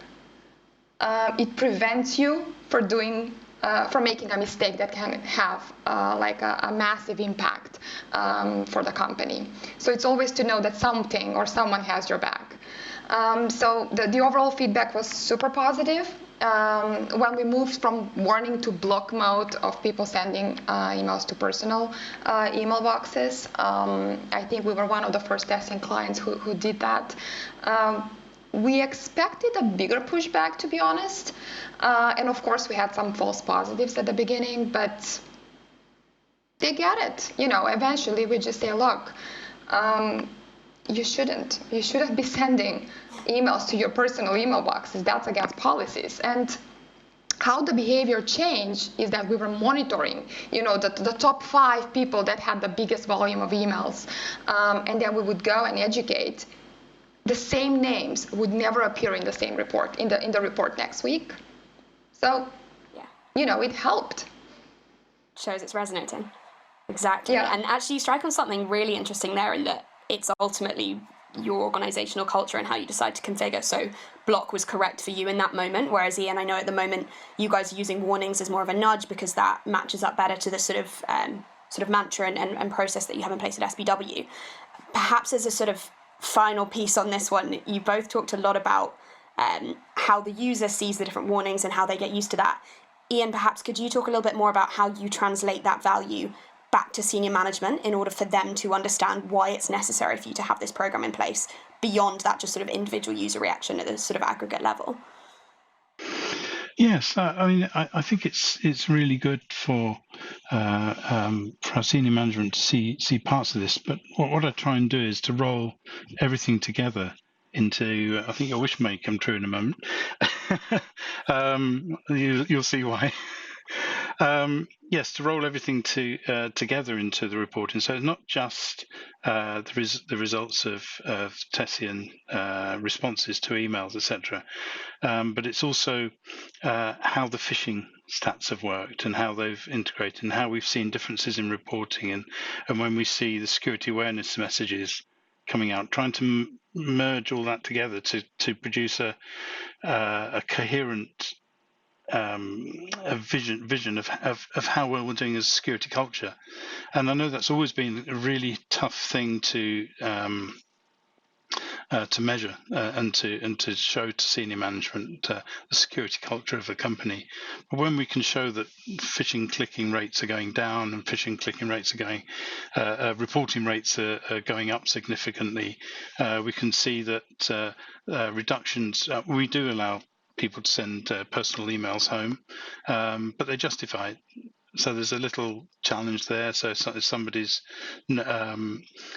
perhaps doubtful whether what they're doing is legitimate, they get a little prompt to say it, and we do follow up if our scanning of those results shows anything that we want to follow up on. So it's not just one thing that we try and show senior management. It's trying to pull all that detail together, and by showing the number of accidental email that have been prevented, which is a great thing that Tessian shows us, almost justifies Tessian in its own right. But showing that in context against the number of emails that are sent every month gives you an idea of what sort of error rate we're dealing with, and what sort of, as I say, that baseline culture. And that's the thing that I'm trying to get across to the senior management is just, where is our culture going? Are people engaging in the security awareness? Are they getting worse or better at phishing emails? And also, what type of emails cause people are the worst ones?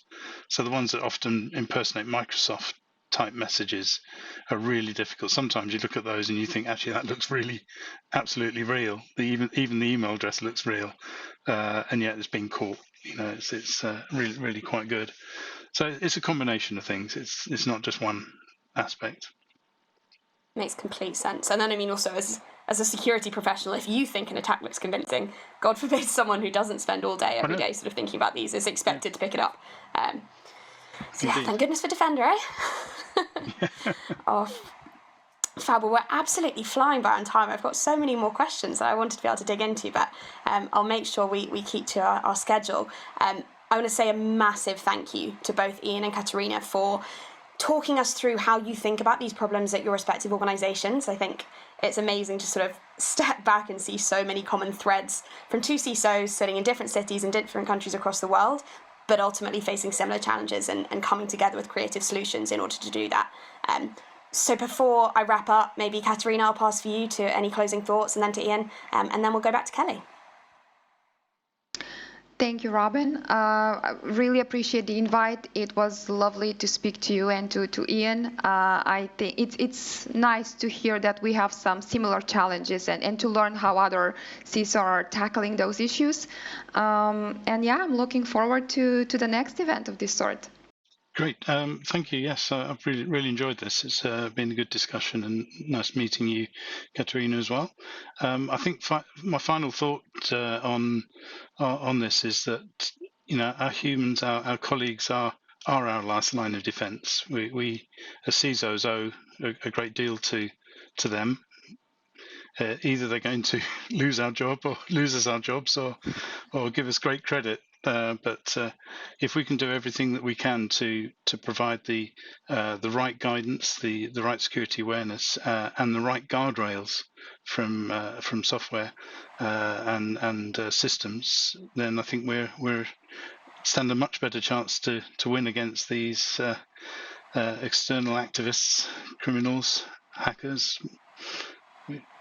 That would be my message to go away with. Yeah, the bad guys and then also the good guys just trying to do their job right, putting those guardrails in place Absolutely. In order to help people do their job in a safe way. Absolutely. Fantastic. Well, thank you so much again, both. Kelly, I will pass back to you, but a pleasure to speak to two of our customers again and hearing more about your world. Thank you. The role of the CISO is changing, and the pandemic has brought to light challenges for security leaders and teams across every industry. But it's also brought opportunities to redefine our security strategies and to demonstrate the positive impact on the business. To help us evaluate what's next for security strategy, I am thrilled to introduce Jerry Perulo, CISO of Intercontinental Exchange, the parent company of the New York Stock Exchange.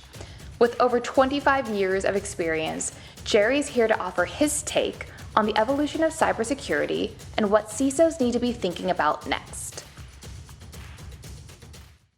Hi everybody, I'm Tim Sadler, the CEO and co-founder of Tessian. We are here today to talk to security heavyweight Jerry Perulo about the lessons he's learned while securing one of the most influential organizations in financial services. Jerry has been the Chief Information Security Officer at the Intercontinental Exchange for 20 years. I can't think of anyone better placed to talk to us about the changing role of the CISO, today's greatest threats, and also the strategies to protect his organization. Jerry, welcome. It's great to have you here with us today. Thank you so much for making the time. Yeah, absolutely. Thank you, Tim. It's great to be here with you today. So you've been the CISO at ICE for 20 years. How did you get into security, and why do you choose to do this every day? Yeah, I think like a lot of people, I came into it from the technology side. So, and I always say that there's kind of three pillars of that, right? There's networking, systems, and software engineering. And so for me, I was studying computer engineering, but I got a job really building an ISP in the late 90s. And to do all of that from web hosting to authentication and on, it was a lot of systems, network, and really scripting at the time, which is, it's like kind of faking it in coding. So I started out like that, and then the timing was perfect because the world was really pushing towards cybersecurity. And so I went into a consultancy and performed a couple of those jobs, and then actually started a cybersecurity consultancy within it. Went out on my own, landed ICE as one of my first contracts, and then went on full time. And as you noted, that was about 20 years ago now. I think it's I think it's a rare thing actually to see that kind of tenure in an organization, but in the same kind of specific domain. And you started from the technical side of things. How's that changed over the years? Do you think that it's still a common route into security for a lot of people is you come up through that same technical background, or do you think things have changed? I think it's changed, and it's that, going through that technical background still exists, and there's a lot of CISOs that are what I call first-line CISOs that often report to a CIO, and they usually have come about because of a technical challenge. So it may have been a breach or something that specific. And I think that's still a thing. And even maybe more so now with new technologies that are rolling out, like cloud, right? So we'll probably have a lot of cloud specialists who really grew up in the technology, who are best suited to be a CISO ultimately in a company that's very technology heavy. But in that interim, there's been a new style of CISO that's come about that's more of a risk management professional, what I'll call a second line CISO. And so we've seen a lot of people really pivot into cybersecurity from more traditional risk management areas, which in addition to operational risk management would also include legal, for example. And so we see a lot of professionals coming from that direction and reporting to a CRO or a GC or something like that.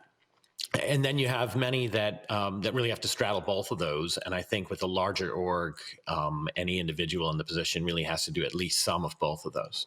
Yeah, no, it makes complete sense. And what we're here today really to cover is the human factor in security. And I know it's a topic close to both of our hearts. I thought about the best way to start our discussion, and I kind of wanted to ask you something I think I've never asked you before, which is there's this stat, which is 90% of breaches are caused by human error. And I wanted to start by asking you, do you think that's accurate? Do you agree with that? I'm sure it literally is in some capacity, but some people, when they hear that, they think of human error as someone, well, in our world, it's often misdirecting an email or something like that, well, or someone falling for a ruse. And I don't know that that's 90%. I think you get there by bundling in misconfigurations or mistakes during coding. So that is how you can get to 90%, and it's literally human error. But it may not be a last moment judgment call. It could have been something configured wrong long before.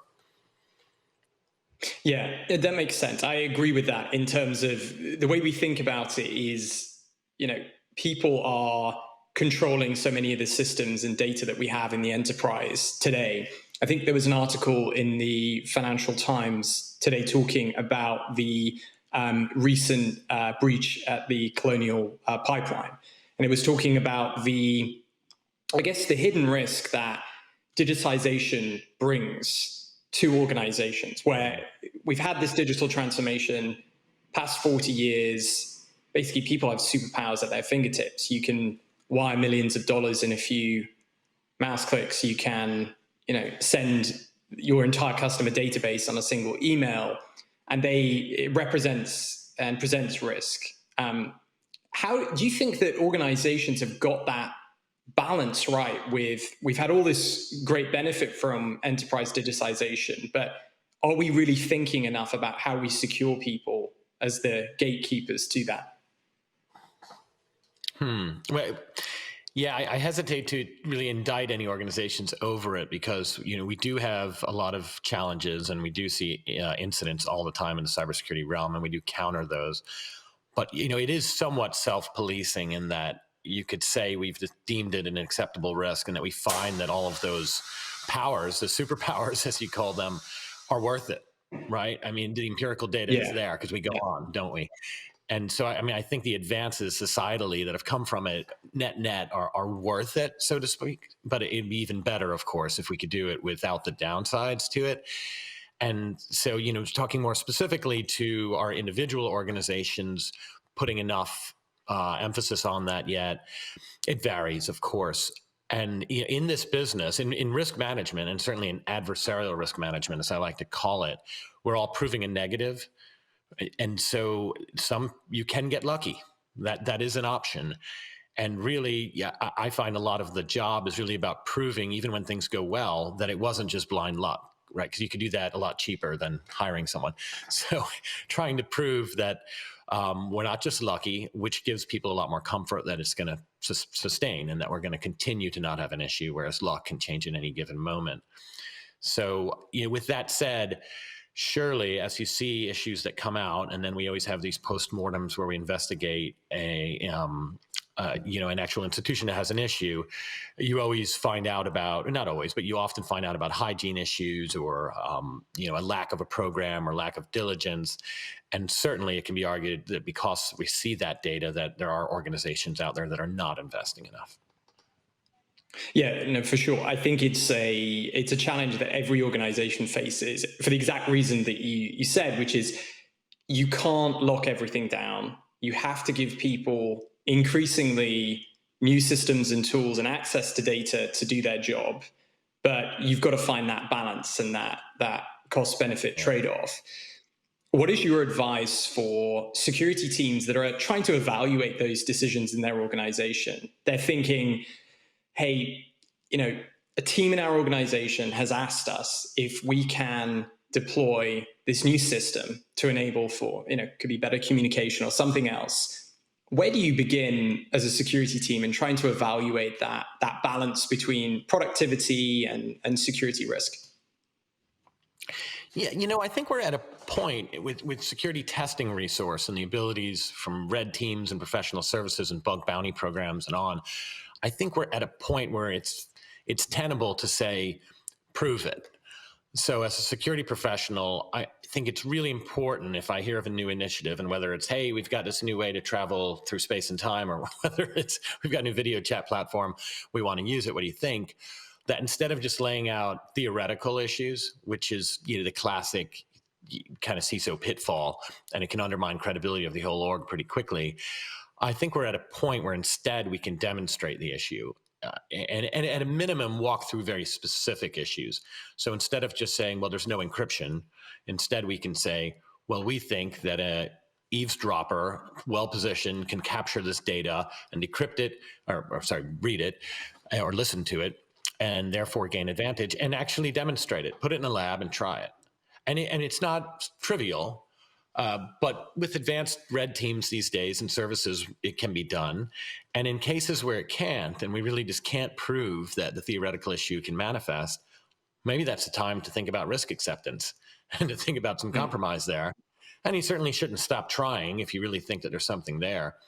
But I think that that's the most effective thing, because there's just too many theoretical issues for even the most resourced group to tackle. So we have to figure out where to prioritize. And there's nothing better, not only for us as a security team to say, well, this is the most present threat, but also for the teams that we're placing the burden upon, whether it's a business side trying to accomplish something, or whether it's a software engineering team trying to deliver, or a network team. It's so much more compelling for them to actually see a demonstration, right? And then the whole argument is over, and instead they're very quickly jumping to remediation, and they really like that life cycle. So I think the answer is really in testing and actual demonstrations. Yeah, and I guess it varies between organizations, I imagine, but the security team have got to have some stake or awareness or empathy for that productivity benefit, that organizational benefit that a new service or a new platform is going to have. Because surely it would just be easier, it would be the safest thing to say, well, no, we don't support it, or we don't want to welcome that into the organization because it's more risk for us. So do security teams have to be, is it about interlocking with the CIO's office and, with the rest of the company? How do you make sure that security have got a stake in empowering people to do great work as well? Yeah, it's a really good question and a good point. And it's not new to security, is it? If you think about it, we always hear a lot about communication, and people just want to know not only what to do, but why. They want to hear more of the background, the strategy. And that's not limited to security at all. So I think we have that challenge in security. So rather than saying you can't do that, they want to hear about why, or rather than saying we're going to turn off the ability to write to USB drives, they want to hear about a threat model, and someone could put data and bring it home and put it on Reddit or something like that. So people like to hear the explanations. And I find that they're very open-minded to it in security. And we do that. We do demonstrations a lot. A lot of the findings now, whether they're through bug bounty programs or third parties, screenshots at a minimum now. Now there's videos and actual recreations, narrated videos. All of that really helps because now people hear the why behind the controls they're being asked to implement. The same is true in reverse for the business side. And again, it's not limited to security. Everyone should get a good picture of the business initiative. So the digitization strategy, let's talk about how we expect that to drive revenue. And a lot of that is happening to the investing public, right? In investor relations calls, that sort of thing. So at a minimum, employees can be made aware of those and roped into it and educated that this isn't just for the externalities here. This is for you too as an employee, no matter what your duty is. But then also that can happen in more specific silos within businesses where there's a specific project that's going on. And instead of saying, well, we're going to deliver, whatever the acronym is of the day, walk through the workflow, explain from a customer perspective how this is going to provide a lot more value, and tie that all the way back to revenue and show how it's going to affect the financials and remind everyone of how that affects them and their compensation. So I think that works on both sides. And for as a security leader, I need to explain the why, and business professionals need to explain the why as well. And that gets people like my teams on board with, I don't know if this is the term you use, but with sympathy, right? And understanding. The mission changes from should we allow this to we certainly need to figure out a way to allow this, which is what the business would really like at the end.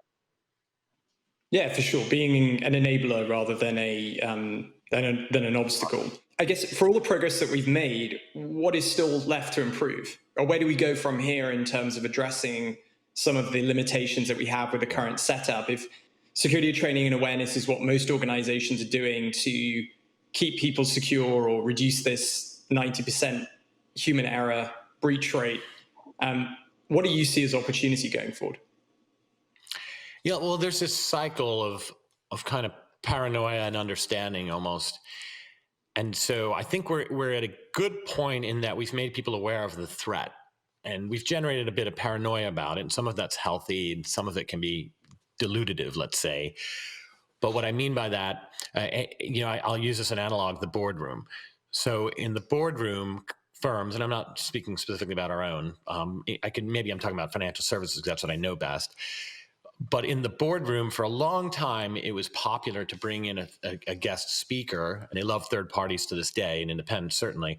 But that individual would often be from a threat intelligence provider or from an incident response firm. And it was because we were just trying to convince the board of the threat and get them excited about this before they found out about it the hard way. And so there was, and law enforcement, the intelligence community, all of them make great speakers for that because they were ahead of the curve and they were seeing a lot of the threats manifest before the commercial sector. And so we all invested a lot of time in that approach. And sometimes that got a bit out of hand with the scare tactics, either because they were just not as relevant to the company as they were to wherever the speaker came from. And other times there was a little bit of embellishment going on for sure. But I think that that's worked, and not only with the board or with executives, but also with the public. And so now we're at the point, I feel like it's fairly ubiquitous that people know that there's something they need to be worried about and that they need to take some actions. And as examples, I was just talking with someone just this week, and he was telling me that he knew this was overboard, but whenever he gets a one-time passcode texted to him from a service that does that, right after he uses it, he deletes the text message. And he said, I know that's technically not sound. There's no real value in that. It is a one-time password, but I do that. And to me, that's an example of that there's prudence needed, and you should be taking some efforts, but you're not necessarily sure of which ones are the most valuable. And that's about where we are now. So there's a lot of kind of furor generated, a bit of paranoia. But now we really need to focus and improve the signal to noise ratio so that people know not only what actions they do need to take to stay safe, but so they can also identify things that are inherently safe that they don't need to worry about at all. And we're right at that point now. So that signal to noise ratio is everything. I really love that description of it, actually. We've kind of got to this point where people are paying, if I understand you correctly, you're basically saying people are ready to pay attention. They understand that there's a risk here, but maybe they're in a mode right now of fearing too much. And in order to make progress going forward, what we've got to do is get really sharp at, for different kinds of people, they're going to need to be aware of different things. They're going to need to take certain things more seriously than others, so on and so forth. Otherwise, we're just going to kind of evolve forward into this complexity of like, we can't keep adding more fear and, hey, you've got to watch out for everything to everybody's job. Otherwise, we're going to be consuming like 30% of their time just in either training or them quadruple checking every email, text, phone call they receive.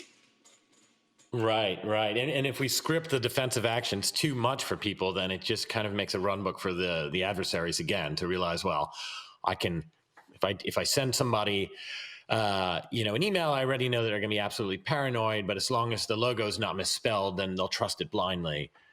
And we don't do ourselves a lot of favors when we do things like trying to focus our training on, look to see if just a domain is misspelled, because then an adversary will just realize I can just use a different word entirely instead of trying to impersonate a company name. And as long as it's spelled well, then it'll sail on through. It's kind of been a unprecedented past year in security. It just seems like some of the events that have happened are, off the charts for anything we've seen before. What's your perspective? What's your take? And what should we be all thinking about as we move forward through 2021 and into the next year?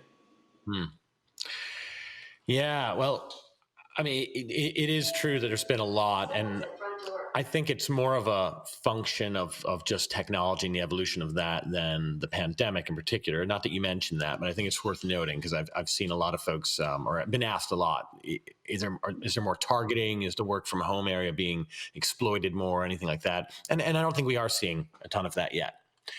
But we nonetheless are seeing some high profile breaches and incidents that are not necessarily tied to that.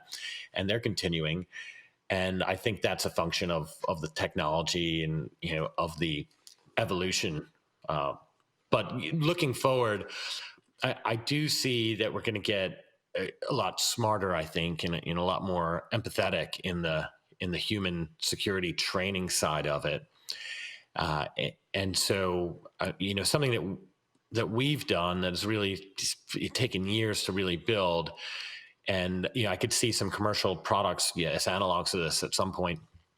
But we have this idea of a vigilance score of an employee, and it integrates a number of things in there. And I know some people, all of the things that we try to rate, if you will, are based on reactions, so decision making, really, because that's what we're training. So, for example, in phish testing, right, that's a pretty classic one at this stage.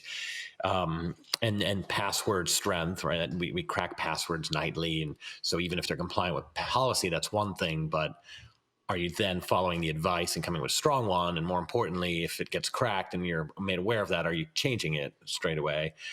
And the security awareness training, and if you're completing it timely. But another bit of that, and it made me think about it when you were talking earlier, about misconfigurations and you database administrators, or even you business intelligence tools having permission set up wrong, that sort of thing, that type of human judgment. We are at an early stage, but we are capturing that in our incident management system. So we have the notion of recognition in a positive light, or a negative contribution to an incident. And most incidents won't have a human tag to them. It's not appropriate. But what's really interesting about it, and look, we can try things in a closed environment that may not work in mass, right? So you kind of think of it as a pilot. But what I think is a pretty neat approach is we already have, like most organizations, the notion of severities around incidents. And so we multiply that rating, if you will, when someone is tagged positively or negatively in an incident by the severity. So if you click a phish or something like that, and it doesn't go anywhere, that has less of an impact than if you click one and something bad, the severity of the incident does end up getting escalated, which is great because it could mean anything from what I just described in a phish to if there was a mistake in a configuration of a system and it led to something, the severity of the ultimate outcome really measures the severity of the mistake, if you will.